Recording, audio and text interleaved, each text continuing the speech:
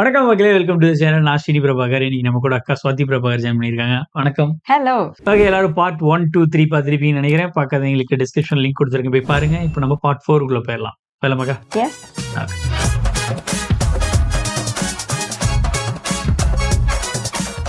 ഇങ്ങ இருந்தா movie start ആവുது. Hello, ഞാനാ മഹാദേവൻ. നിനക്ക് വേണ്ടത് ഞങ്ങൾ തരാം. ഞങ്ങൾ തന്നെ അത് എടുത്തു തരാം. പകരം അപ്പുക്കുട്ടനെ ഞങ്ങൾക്ക് വിട്ടുതരണം. അവന്റെ ശരീരത്തിൽ ഇനി ഒരു പോറൽ പോലും വീഴരുത്. ശ്യാമിന്റെയും. എനിക്ക് ഉപദ്രവിക്കണമെന്നില്ല. നിങ്ങൾ എപ്പോഴാ വരുന്നത്? പറയാം, നാളെ രാവിലെ പറയാം. ഇത് തന്നെയല്ലേ പലതവണ ഞങ്ങൾ ആവർത്തിച്ച് പറഞ്ഞത്. അപ്പൊ നീ എന്താ പറഞ്ഞത്? അത് കൊടുത്ത ആ നിമിഷം അയാളെ നമ്മളെ കൊല്ലുമെന്ന്. അഭിപ്രായമൊക്കെ മാറിയോ? നീ ഞാനൊക്കെ ഇപ്പൊ രക്ഷപ്പെട്ടല്ലോ. ഇനിയിപ്പൊ അത് കൊടുത്തു കഴിയുമ്പോ അപ്പക്കുട്ടനെ അയാൾ കൊന്നാലോ? അത് നിനക്ക് കുഴപ്പമില്ല അല്ലേ? വേണ്ട, നിനക്ക് തോന്നുമ്പോ ഓരോന്ന് തീരുമാനിക്കും, തോന്നുമ്പോ നീ അങ്ങ് മാറ്റും. അയ്യോ, അങ്ങനെ തുള്ളൂന്ന് കരുതോ നീ? സൗകര്യമില്ല. ഇനിയിപ്പൊ നീ പറയുന്നൊക്കെ അങ്ങ് കേൾക്കാൻ എനിക്ക് സൗകര്യമില്ല. അയാൾ കൊല്ലട്ടടാ. നീ ആഗ്രഹിച്ച പോലെ അയാൾ അവനെ കൊല്ലട്ടെ. നിനക്കൊന്നും മനസ്സിലാവില്ലടാ. സ്നേഹത്തിന്റെ വില നിനക്കൊന്നും മനസ്സിലാവില്ല. സ്വന്തം ഭാര്യ മകളെ വീട്ടിൽ നിന്ന് പറഞ്ഞു വെച്ചിട്ട് വലിയ കേമനായി നടക്കുന്ന നിനക്കൊന്നും മനസ്സിലാവില്ല. இப்படிதான் அன்னைக்கு ஏதோ சண்டை போட்டுட்டாங்க.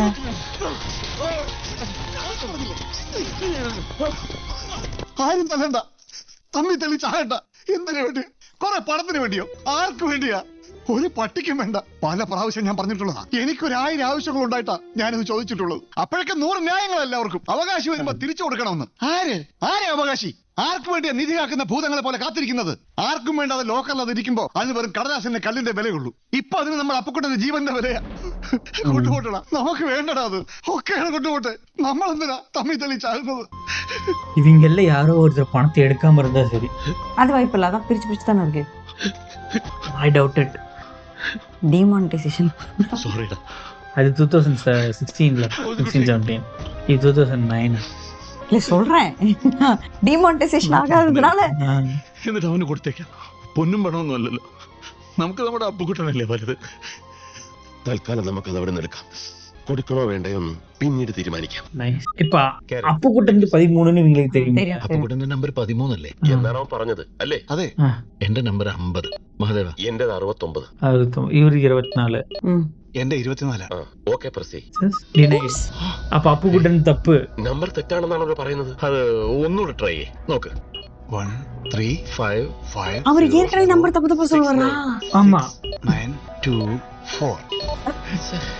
എടാ, നമ്പറൊക്കെ ശരിയല്ലേ? അതെ. ഇനി ലോക്കറിന്റെ എന്തെങ്കിലും കംപ്ലൈന്റ് ആയിരിക്കോ? ലോക്കർ സിസ്റ്റത്തിന്റെ കുഴപ്പമില്ല.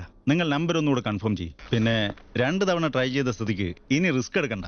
3ാമത് നമ്പർ തെറ്റിയാ പിന്നെ തുറക്കാൻ ഒത്തിരി ഫോർമാലിറ്റീസാ. നിങ്ങളുടെ അക്കൗണ്ട് ചെക്ക് ചെയ്യണം, അതിന്റെ സോഴ്സ് കാണിക്കണം, അങ്ങനെ ഒത്തിരി ഫോർമാലിറ്റീസ്. ഇനിയും ട്രൈ ചെയ്യുന്നതിന് മുമ്പ് നമ്പേഴ്സ് എവിടെയെങ്കിലും കുറിച്ച് വെച്ചിട്ടുണ്ടെങ്കിൽ അതും കൂടെ ചെക്ക് ചെയ്ത് സാവധാനം മതി എന്നാണ്.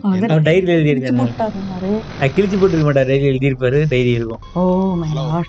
വാട്ട്സ് ദ ആനിമൽ ഉടുമ്പ? ഫോണൊന്ന് അപ്പുക്കുട്ടന്റെ കൊടുക്കൂ. എന്തിനാ? ലോക്കർ തുറക്കാനുള്ള അവന്റെ കോഡ് നമ്പർ ചോദിക്കാനാ. ഇത് അവന് കൊടുക്ക്.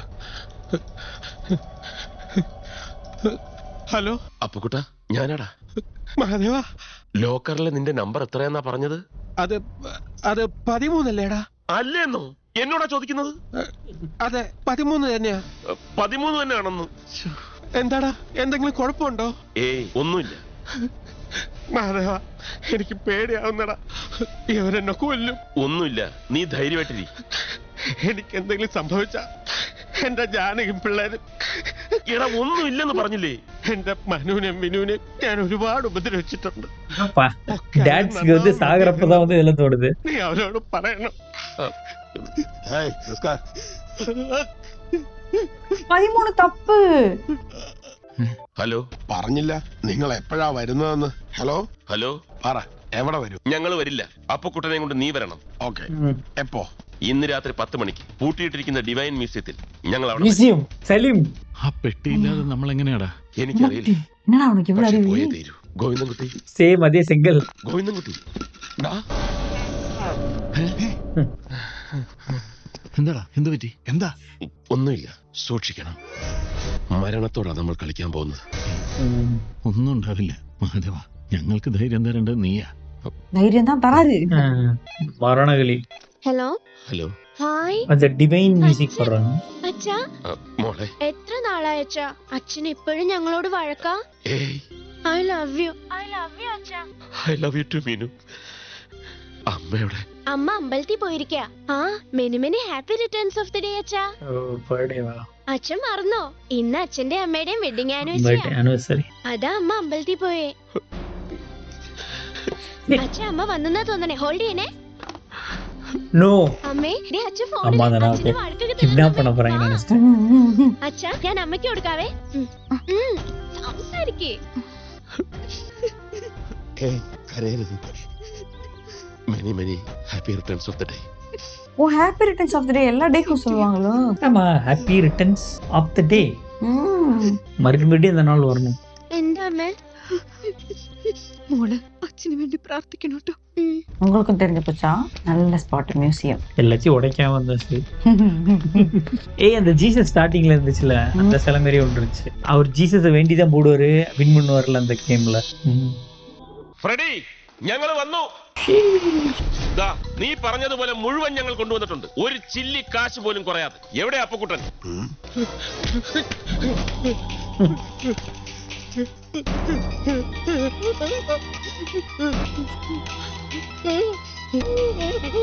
ஏதோ சொல்ல ட்ரை பண்றாரு. பாம்பு கட்டிட்டாங்களோ? ഞങ്ങൾക്കൊന്നും വേണ്ട, അപ്പക്കുട്ടനെ വിട്ടു തന്നാൽ മതി. ദേവി ഇത് ഞങ്ങളെ ഇനി ഉപദ്രവിക്കരുത്. ഇല്ല, പക്ഷെ എനിക്കറിയാം നിങ്ങൾ നല്ല മിടുക്കന്മാരാ, എന്നെക്കാളും മിടുക്കന്മാർ. അതുകൊണ്ട് பள்ளியில கட்டிட்டு இருக்காருப்பா. அது உடும்பு உடும்பு. ഈ റിമോട്ടിൽ വിരലമർത്തിയാൽ 30 സെക്കൻഡുകൾക്കുള്ളിൽ പൊട്ടി ചാമ്പലാക്കുന്ന ഒരു കൊച്ചു പടക്കം.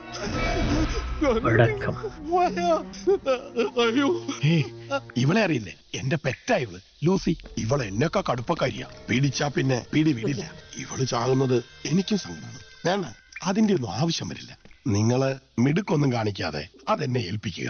നിങ്ങളുടെ അപ്പുകുട്ടനെയും കൊണ്ട് തിരിച്ചു പോവുക. എന്താ? എന്തെങ്കിലും പ്രശ്നമുണ്ടോ? ഇല്ല.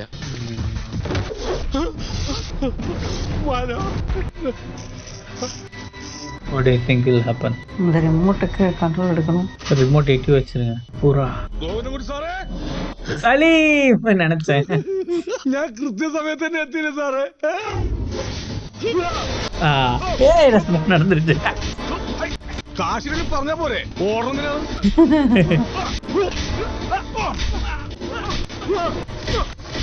ஈஸ்வரோட அவர் கழட்டி விட்டு வரலாம் அந்த உடும்பை. ഈ ഉടുമ്പറച്ചി മസിലിനൊക്കെ നല്ലതാ, വേണമെങ്കിൽ ഫ്രീ ആയിട്ട് എടുത്തോ. ഉടുമ്പ് കറി മസിൽ നല്ലത്.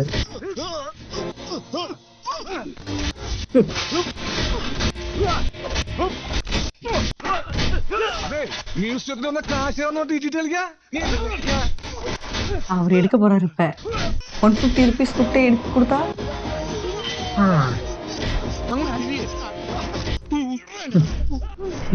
പോയാ അവിടെ അല്ല, നീ അനങ്ങല്ലേ, വയറിളകും. നീ ഒന്ന് അനങ്ങാൻ വെക്ക്. ഞാൻ നീ ഇവിടെ കിടക്ക്. അതിനല്ലടോ, ഞാൻ ഇതൊന്ന് പറിച്ചെടുക്കട്ടെ. വേഗം നോക്ക്. ഒന്ന് നാണക്കേട്. ഇവർക്ക് ഇത്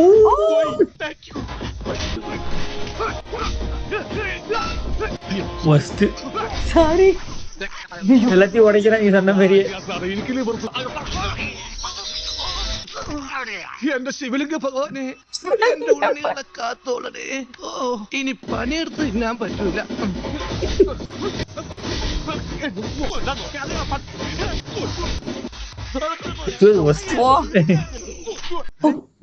ആരടാ ചന്തിക്കിട്ട് തോണ്ടനെ?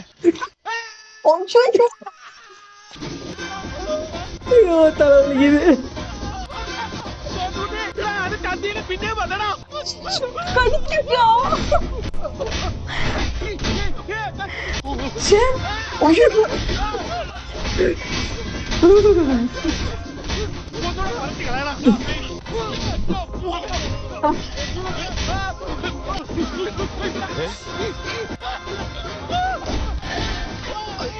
போச்சு. நான் நினைச்சது உண்மையா? மச்சவருக்கு முன்னாடி നിനക്കെന്താ പറ്റിയത്? പോയടാ, പോയി. Thank you.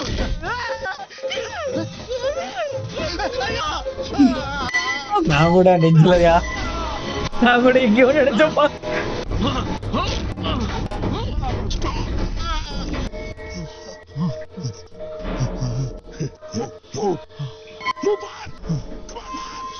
അലീൻ வா Okay, guys, it's your take of time to heaven in 30 seconds. Goodbye, friends. வெடிக்கிறதா வெடிக்க வச்சிடலாம்ல ஏஸ் பை டைமர்ல வச்சுக்கிட்டு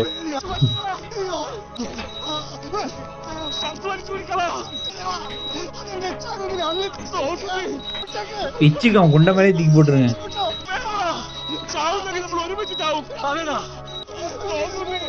ஆ?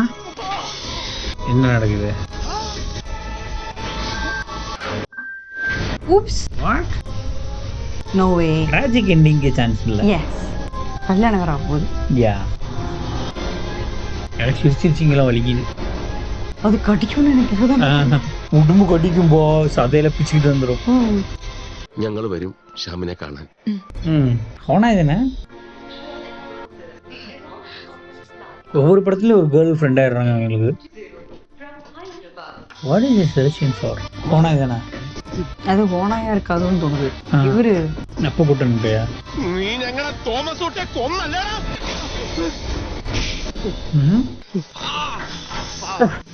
அவரு மாமாப்பா இங்கே வச்சியாடா நீ. കാലോടിച്ചിട്ട് നിനക്ക് സമാധാനായില്ലടാ. അറിയാതെ എന്റെ ഇറസ്പോൺസിബിൾ ഫൂൾ. சோலி முடிஞ்சு எல்லாம் ஓகே தான். அப்ப கூட்டம் என்னாச்சு? தானே നീ എവിടെയായിരുന്നു? ടോയ്ലറ്റിൽ. എന്താ ഞാൻ നടക്കறாரு. What is she playing? Excuse me. he played her yes. Mister Shyam അല്ലേ? ശ്യാം സുന്ദർ അതെ, എന്നെ അറിയോ? ഡാൻസർ. ആ. അപ്പൊ ഈ കാല് മുറിച്ച് കളഞ്ഞില്ലേ? ഓ ഗോഡ്, വല്ലതും പറയല്ലേ. കാലല്ലേ ഒരു ഡാൻസറുടെ എല്ലാം. ദൈവം സഹായിച്ച് ഇതുവരെ ഒരു കുഴപ്പമില്ല. 1 സെക്കൻഡ്. ഈ കുട്ടി അറിയാം? Yes, Reena, Serena. എന്റെ ട്രൂപ്പിൽ കുറച്ചു കാലം ഉണ്ടായിരുന്നു അവള്. Very talented singer. മര്യാദക്കായിരുന്നെങ്കിൽ നല്ല കാലിബറുള്ള കുട്ടിയാ. എന്താ എന്തെങ്കിലും കുഴപ്പമുണ്ടാക്കിയോ? அந்த நம்பர் டிக்ளைன் ஆச்சுல. ആളൊരു കുഴപ്പക്കാരിയാ, അതുകൊണ്ടാ ചോദിച്ചത്. Any problem? നോ.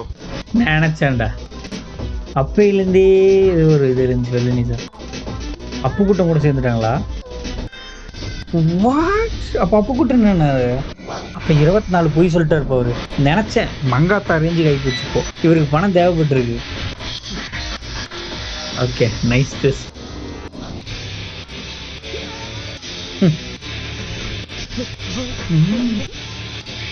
இவருதான்.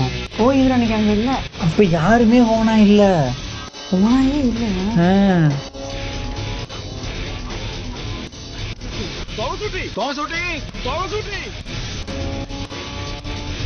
நைஸ். இப்ப அவர் ரெண்டு தவறி ஃபேக் பண்ணிட்டாரா?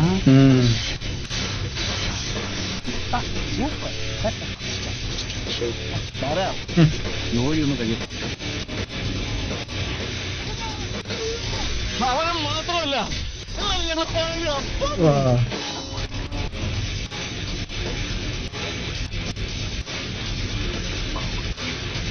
அவர் தப்பா போட்டுருங்க. பட் ஃபர்ஸ்ட் வேற ஒருத்தர் தானே போட்டாரு.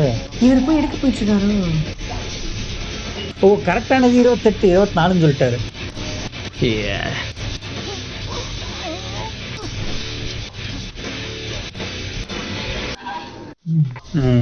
கில்ட் ஆகுதா? இவருதான் இந்த 3 பேர் காப்பாத்துனாங்க. ഒന്നിച്ച് സ്ട്രോങ് ആയിട്ട് നിൽക്കണം. ഒരു കാരണവശാലും ചതിക്കരുത്. തമ്മിൽ ചതിക്കരുത്. Okay okay. அப்படி என்ன இருக்கு நீடு? எல்லாரும் வேற இடத்துல இருக்காங்க. ஒரு ஊருக்குள்ளே இருக்காரு. பெருசா இது உள்ள போல.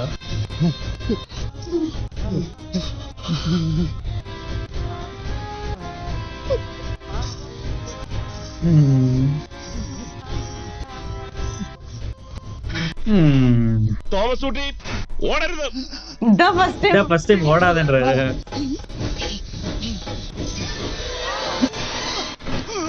ஐயோ ചതിച്ചല്ലേടാ, ചതിച്ചല്ലേടാ. ഇത്രയും കാലം സ്വന്തം പോലെ കൂടെ നടന്നിട്ട് വെച്ചല്ലേ? മായ വേണ്ട.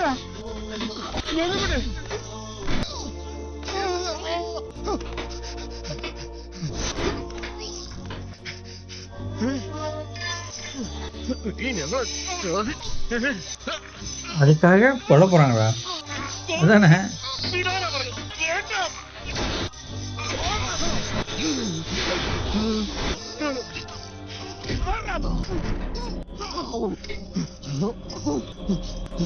நோ. ഓ ഓ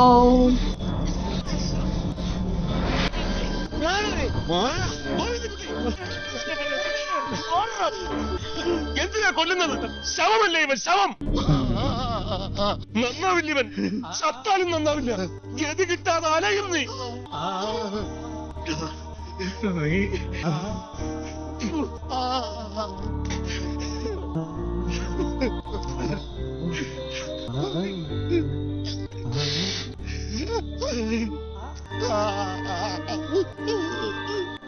கொடுத்துருவாருன்னு நினைக்கிறேன். Ask him what the purpose is. അപ്പുകുട്ടാ, എന്താ? അല്ലടാ ഇവൻ. വേണ്ട, നീ വരുന്നുണ്ടോ? വരുന്നെങ്കി വാ, ഞങ്ങൾ പോവാ. അതല്ല, നിനക്ക് അവനോട് അത്ര വലിയ സിമ്പതി തോന്നുന്നുണ്ടെങ്കിൽ എന്നിട്ട് രണ്ടുപേരും പുഴുങ്ങി തിന്ന്. ഈ പള്ളിമുറ്റത്ത് വെച്ച് തുടങ്ങിയ കൂട്ട അത് ഇവിടെ തന്നെ അവസാനിക്കട്ടെ. മിണ്ടരുത്. നിന്റെ മനസ്സ് ശരീരവും നിറയെ വിഷമാ, കൊടും വിഷം. ഒരല്പമെങ്കിലും നന്മ ബാക്കിയുണ്ടെങ്കിൽ ചെല്ല്. നിന്നെ വിശ്വസിച്ച്, നിന്നെ ഈ സ്വപ്നം കണ്ട് ഒരു പാവം അനാഥ പെണ്ണ് അവിടെ ഉണ്ട്. ഒരു രാത്രി നിന്റെ വിവരം കിട്ടാതായപ്പോ ഒരുപാട് വിഷമിച്ച ഒരു പാവം പെണ്ണ്. ചെല്ല്. അങ്ങനെയെങ്കിലും നീ ചെയ്ത ക്രൂരതയ്ക്ക് ഒരല്പം പരിഹാരമാവട്ടടാ. நான் வந்து இவ்வளவு சேடான எண்டிங் எதிர்பார்க்கல.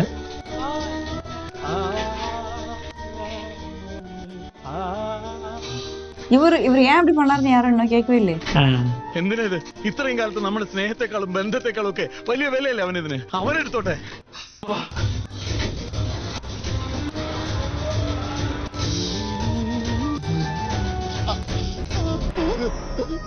കർത്താവേ, എന്റെ തോമസ് ഊട്ടിയുടെ ആത്മാവിന് നിത്യശാന്തി നൽകണമേ. செத்துட்டாருன்னு முடிவு பண்ணிட்டாங்களா? ആരാ ஆமா, ആരാ അത്? ഞാൻ അച്ചു, തോമസ് ഊട്ടി.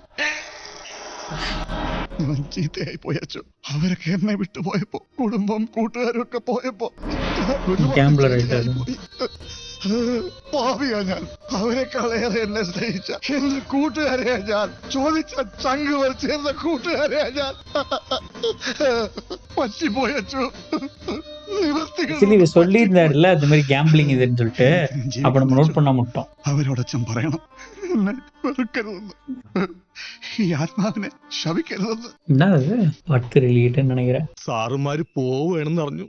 എന്തെങ്കിലും ഫിനാൻഷ്യലായിട്ട് ஆச்சு.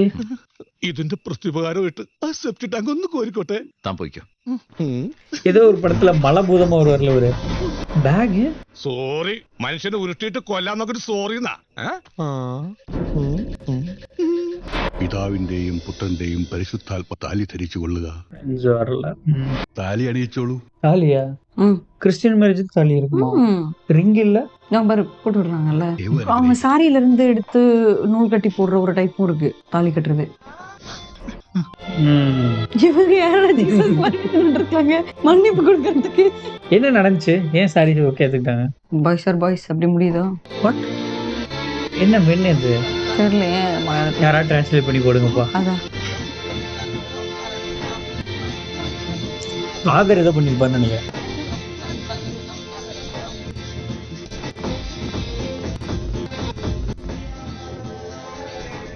ஃபேமிலியோட வந்துட்டாங்க ரிசப்ஷனுக்கு. வைஃபை கூப்பிட்டு வந்துட்டாரு.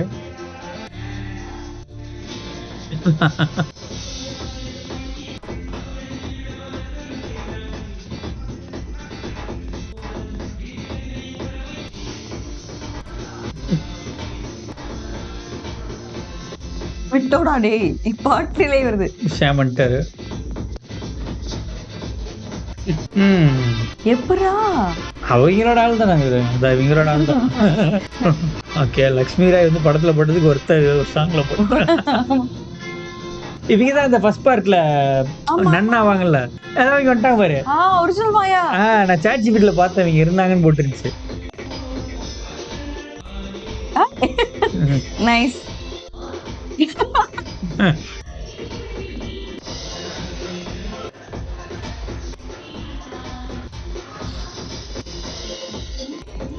இவர் வந்திருக்காரு.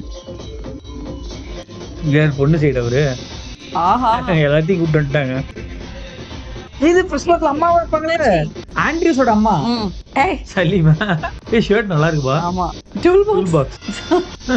அவங்க கிஃப்ட் நினைச்சிட்டாங்க. ஓகே. ஸ்டார்ட் பட்டன் அழுத்திட்டேன்ல. மலையாளம் தெரியாததுனால. அதான் எனக்கு பிரச்சனை. ஸோ காய்ஸ், அந்த கடைசியில பெட்டியில என்ன எழுதியிருந்தாங்கன்னு எங்களுக்கு தெரியல. ஏன் இவங்க மன்னிச்சாங்கன்னு எங்களுக்கு தெரியல. Boys things. அது ஓகே தான். பட் அவ்வளோ ரேப்பிடா என்ன நடந்துச்சுன்னு தெரியல. அவரு சலீம் வந்து அந்த இத பார்த்தாரு, சூட்கேஸ பார்த்தாரு. அப்புறம் அது என்ன நினைச்சாருன்னு தெரியல. அப்புறம் அந்த அத அழிச்சு விட்டு வேற ஏதோ நேம் வெளிய வந்திருக்கு.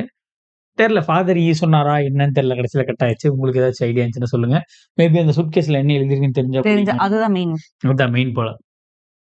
ஸோ எனிவேஸ் நல்ல ட்விஸ்ட். பயங்கர ட்விஸ்ட்.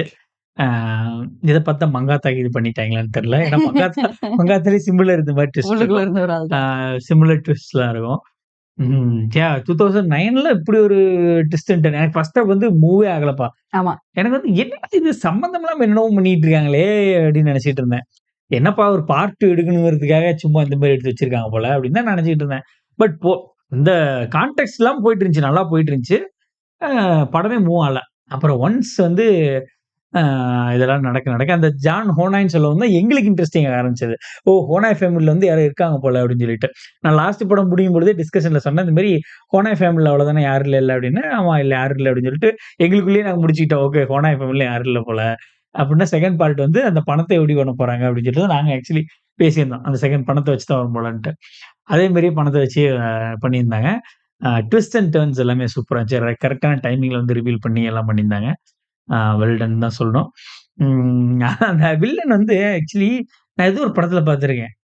தாடி வச்சுட்டு வயசான கேரக்டர்ல பிரசாந்த் நினைக்கிறேன். அதுல போயிட்டு கடத்தி வச்சு சம்திங் எதிர்க்காக அந்த அவரா இல்லையான்னு தெரியல. பட் இது வில்லன் எங்கேயோ பார்த்த மாதிரி தான் இருக்கு. நல்லா பண்ணியிருந்தாரு அவரு.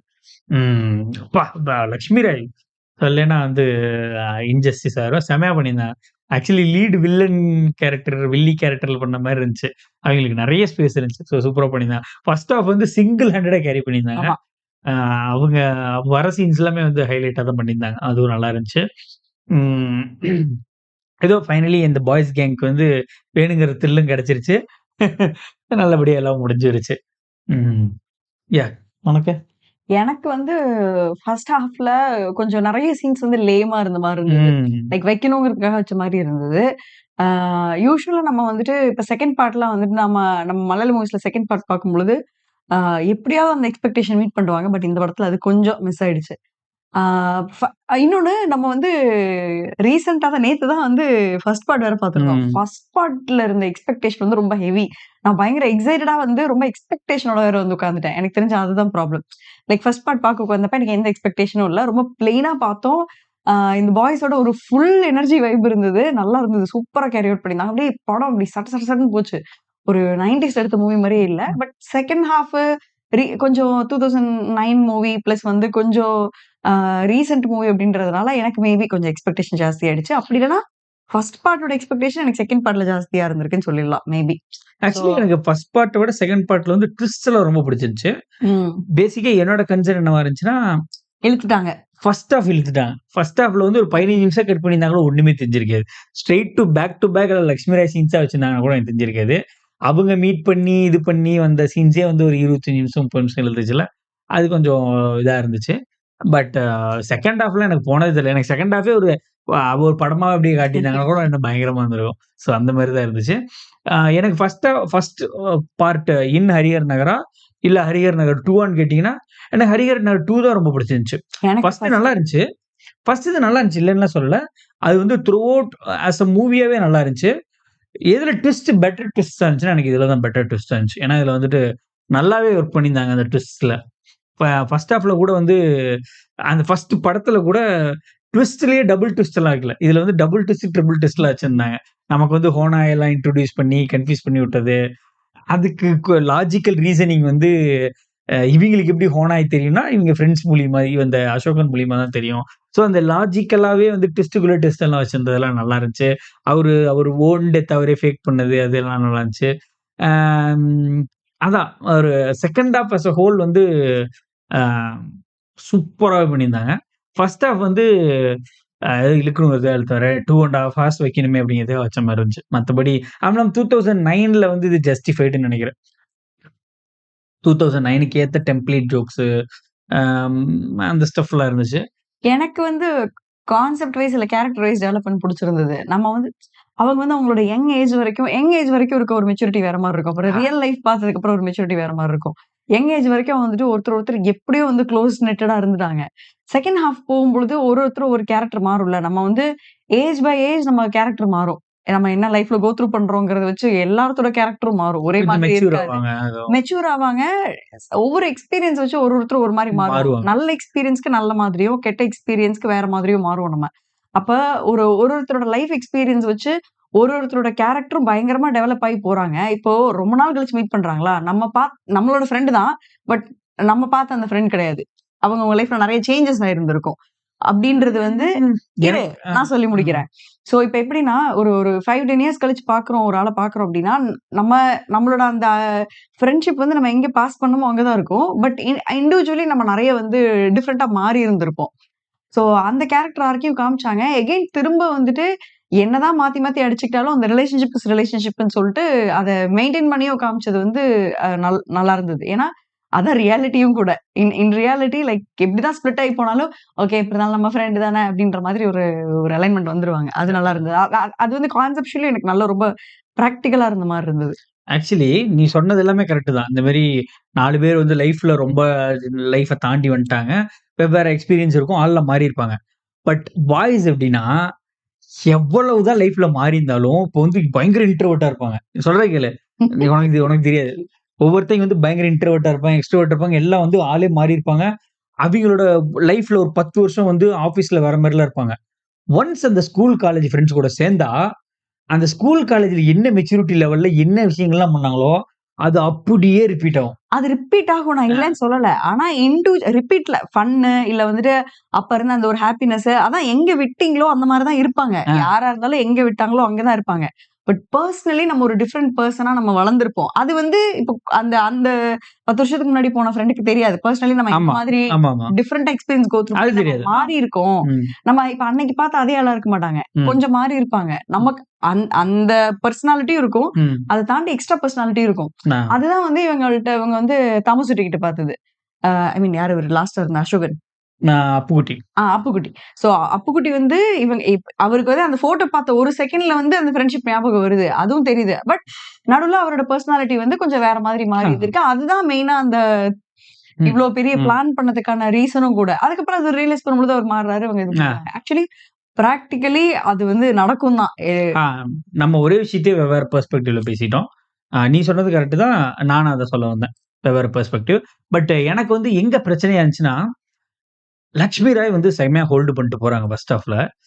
இவங்க வந்து அவங்களுக்கு ட்ரை பண்றது வந்து ரொம்ப ஆஃப் புட்டிங்கா இருந்துச்சு. அதான் நான் லேமன் சொல்லி முடிச்சிட்டேன். எனக்கு ஒரு மாதிரி ஆஃப் புட்டிங்கா இருந்துச்சு நிறைய சீன்ஸ். சரி, வாட் இஸ் யுவர் கோல் அப்படிங்கிற மாதிரி இருந்துச்சு. நீங்க அவங்கள பர்சீவ் பண்ணி சும்மா ஜாலியா சும்மா கான்வர்சேஷன்ஸ் ஹோல்ட் பண்றது வேற.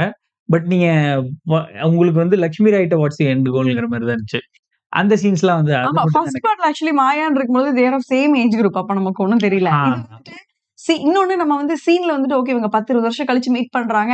நமக்கே மைண்ட்ல என்ன வந்து ரெஜிஸ்டர் ஆயிருக்குன்னா, ஓகே இவங்க கொஞ்சம் வந்து மிடில் ஏஜ் குரூப்ல இருக்க கைஸ் அப்படின்னு ஒரு மைண்ட் செட் வரும்பொழுது லக்ஷ்மி ராயன் நம்ம சீனுக்குள்ள இவங்க வந்துட்டு பர்சீவ் பண்ண ட்ரை பண்ணும்போது அது கொஞ்சம் சேம் ஏஜ் கேலா இருந்தா கூட கொஞ்சம் தெரிஞ்சிருக்காது. ஒரு 35 ஏஜ் வுமன் காட்டியிருந்தாங்க, ஒரு 10 இயர்ஸ் கம்மியா இருந்திருந்தா கூட தெரிஞ்சிருக்காது. ஆஃப் கோர்ஸ் அப்படி தெரிஞ்சுனா அது வந்து செகண்ட் பார்ட்டே கிடையாது. அவங்க வயசானது கூட ஓகே தான், அந்த வயசுக்கேத்த ஒரு கேர்ளா இருந்தா இன்னும் கொஞ்சம் பெட்டரா இருந்திருக்கும்னு தோணுச்சு. அது மட்டும் தான், மத்தபடி ஒண்ணும் கிடையாது. எனக்கு நல்லா பிடிச்சிருந்துச்சு. பட் கேரக்டர் அதேதான். அதாவது எத்தனை வயசா அதுதான். ஆனா வந்து அதுவே நீ யோசிச்சு பாறேன், இப்ப வந்துட்டு அந்த ஏஜ்ல அவங்க ஏஜுக்கு ஏத்த ஒரு நல்ல பியூட்டிஃபுல்லான வுமன் போட்டுருந்தாங்கன்னா ஆக்சுவலி ஜஸ்டிஃபைலபிளா இருந்திருக்கும்னு நினைக்கிறேன். எனக்கு வந்து ஆஃப் புட்டிங்கே இருந்திருக்காது. யூ கோ பாய் அப்படிங்கிற மாதிரி இருந்திருக்கும். ஏன் கேள ஃபர்ஸ்ட் பார்ட்ல அவங்க என்னென்னலாம் சொதப்பினாங்களோ, என்னென்ன லூட்டிலாம் அடிச்சாங்களோ அதை எகைன் ஒன்னா சேர்ந்து பண்ணாங்க. சோ அவங்களோட ஜானர்ல அவங்க கரெக்டா இருந்தாங்க. ஒரே பிரச்சனை வந்து ஏஜ் கேப் தான். எனக்கு வந்து அது கரெக்டா எனக்கும் அதான் தோணுச்சு. எனக்கு அது மட்டும் நெயில் பண்ணிதான்னு வச்சுக்குவேன், எனக்கு பயங்கர என்ஜாயபிளா இருந்திருக்கும். லக்ஷ்மி ராய் வந்து நம்ம இப்ப இந்த கருப்பு பேரகாசு அவங்க எல்லாம் ஒரு சப்பியா இருப்பாங்க, அந்த லுக் கூட தெரிஞ்சிருக்காது. இதுல வந்துட்டு நமக்கு தெரிஞ்சதை விட ரொம்ப சின்ன ஏஜ் மாதிரி இருக்கா. அது வேற நமக்கு ஒரு யங் லக்ஷ்மி ராய் அப்படின்னு மைண்ட்ல செட் ஆயிடுச்சு. இவங்களை நம்ம ரொம்ப எங்க பாத்துட்டு திடீர்னு ஒரு மிடில் ஏஜ் குரூப்ல பாக்குறோமா, ஓகே உங்களுக்கு வயசு ஆயிடுச்சுன்னு ஒரு மைண்ட் செட் ஆயிடுச்சு. அதேதான், அது ஒண்ணு மட்டும் தான். ஒரு எக்ஸலண்டான மூவி. Thanks for suggesting. எனக்கு அந்த உடம்பு கடிச்சிச்சு. ஐயோ! எனக்குலாம் அது கிளைமாக்ஸ் வந்து சிரிப்பு அடக்கவே முடியல. ஒவ்வொரு டைமும் கரெக்ட்டா கடிக்குது பிடிச்சு. எனக்கெல்லாம் சிரிச்சு இங்க வலிக்க ஆரம்பிச்சிருச்சு. ஏறி ஏறி கடிச்சுக்கிட்டேன். எனக்கு வந்து அவங்க அசோகன் அவரு உருண்டு பிறந்தாங்கல்ல, நான் கூட ஐயோ! எங்கேயோ கடிச்சிருச்சு போலடா அப்படின்னு நினைச்சேன். திரும்பி பார்த்தா நெஞ்சு. Very good. எஸ். கிளைமேக்ஸ் எல்லாம் நல்லாவே பண்ணியிருந்தாங்க. எனக்கு வந்து அந்த ரிவீல் இதானதுக்கு அப்புறம் கொஞ்சம் எமோஷனலா போயிட்டா ஃபுல் எமோஷனலா முடிக்கிறாங்களே அப்படின்னு நினைச்சேன். அப்புறமேட்டு தான் சரி மேரேஜோட நல்லபடியா அட்லீஸ்ட் ஒரு எமோஷனலா முடிச்சாலும் ஹாப்பி எமோஷனலா முடிச்சாங்க. நான் கூட பேடான எமோஷனலா முடிச்சிருவாங்களோன்னு நினைச்சேன். ஓகே. இது இப்ப முடிஞ்சது அப்படின்னா அடுத்து 3rd பார்ட் என்னவா இருக்கும்? அது தெரியல. பட் 3rd பார்ட்டுக்கு நான் வேற வந்துட்டு மலையாளம் மூவிஸ் பொறுத்தவரைக்கும் எனக்கு சீக்வல்ஸ் வந்தாலே நான் ஒரு மாதிரி எக்ஸைட் ஆயிடுவேன். ஏன்னா வந்துட்டு நான் பார்த்த வரைக்கும் இந்த மூவி மட்டும் தான் எக்ஸெப்ஷன். நான் பார்த்த வரைக்கும் வந்து சீக்வல்ஸ் எல்லாமே வந்துட்டு ஒரே மாதிரி இருக்காது. வேற மாதிரி தான் இருக்கும். இது ஹரிஹர் நகர் 3 வந்து இப்போ ரீசெண்டா வரப்போற சீக்வல் நினைக்கிறேன். 2010 அடுத்த வருஷம் 10 விட்டாங்க. ஐயோ! 9-10 சொதப்பாம நல்லா பண்ணுங்க லால். லாலா லால் தான் நினைக்கிறேன். லால் தான் டைரக்டர். ஆமா. ரைட்டிங். பார்ட் 3க்கு எக்ஸைட்டட். இந்த மூவி சஜஸ்ட் பண்ணதுக்கு ரொம்ப தேங்க்ஸ். மீண்டும் அடுத்த வீடியோல சந்திப்போம். நன்றி, வணக்கம். பை.